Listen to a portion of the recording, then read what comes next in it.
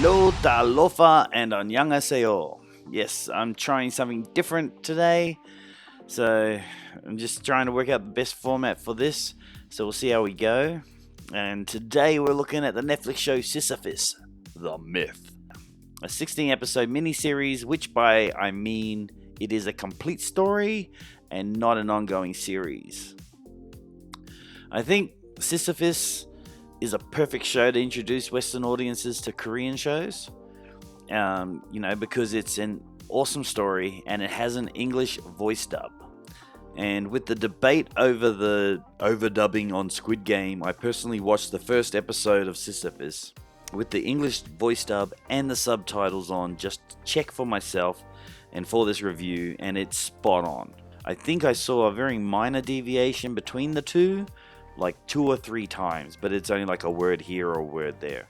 So you can listen to it in English without the subtitles and know that you're getting the same thing as those who prefer to read. It also has Spanish overdub, but I cannot comment on its accuracy as I don't speak Spanish, so I didn't check that out.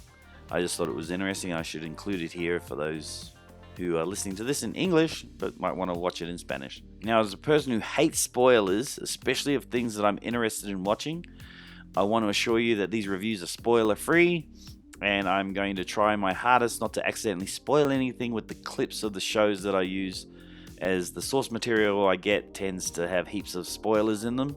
So I'm trying my best to inform you without giving anything important away. When talking about the show, I will not be giving away anything that is important and or isn't already divulged in the promotional material or very early on in the show.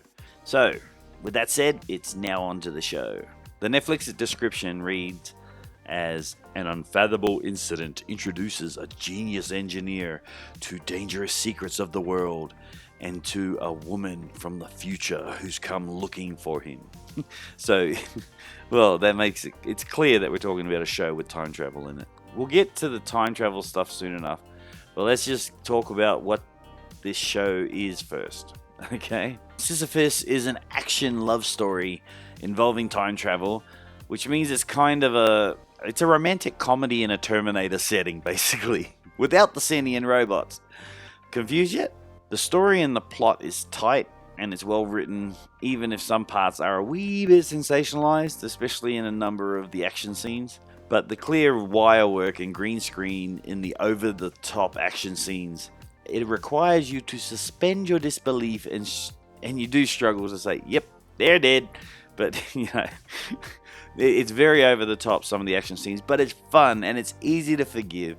You can enjoy the silliness of it because the characters in the story are just that good. They really are just that good. As you can see by the clips that I'm popping up, just from the official trailer, I guess the best way to describe it, it's about Black Widow going back in time to save Tony Stark if he didn't have his suit. Tae-sul, the main character, the guy, is like Tony Stark pre-Iron Man days. He's just a genius and all that sort of stuff. Sohei is the woman that goes back in time, and yeah, she's kind of like a Black Widow figure as far as her abilities.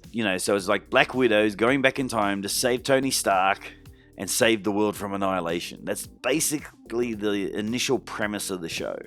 But of course, in typical K-drama style, it becomes way more involved and complex than that. I love this show. I really do. All of the major characters have their time to shine, and their stories are well uncovered and explored to show each of their motivations. And you have a really good grasp on who each of the characters are, and not just the main characters, but you also get some of the secondary and tertiary characters as well. There are plenty of twists in the show to keep you guessing and interested, and on second and third viewings can make you read way more into things than you did on the first viewing. If I have to pick on anything, it's the time travel aspect. Don't get me wrong, the story is pretty good on the time travel stuff, and it deals with its paradox as well. My issue is more of a nerdy aspect of it. So before I go on, in a little bit of a rant, and how I reconcile it with my enjoyment of the show, I'll ask you to subscribe before you tune out or get mad at me. So subscribe, because I'll be doing more of these. But yeah, so this really isn't a spoiler. it's just their explanation of the time travel process. It's just how they explain the time travel a bit and my issues with it. It's sort of like, okay, so the fact that they say the time traveling person is a digital copy recreated from the future person, to me is pretty weak and annoys me, as they kind of going off the teleportation theory where the original is destroyed and a copy is recreated in the distant place. My gripe, it's sort of like, I hate that theory, because if you're going to destroy the object and then send it over, well, once you've got the information, you could send that to several places and have duplicates. So it's sort of like, my gripe is, if it's a recreation and there's a possibility of creating 2 or more of that same object in theory, once you have the information to send it, then it's not any form of transportation. It's just sort of like a duplication thing, and the original person's dead, obviously. So I view teleportation more like in Stargate, your molecules are dismantled and then it's sent over a distance. In this context, it would be over time. But my thoughts on it is, your molecules are dismantled, then it's sent away, and then it's reassembled.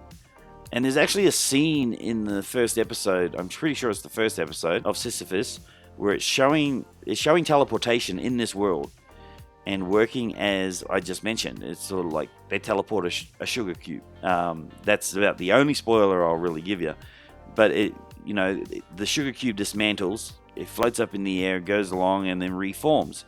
So it's like, well, that's my belief. So this whole thing about a digital copy, because then they go on to say the person from the future is a digital copy.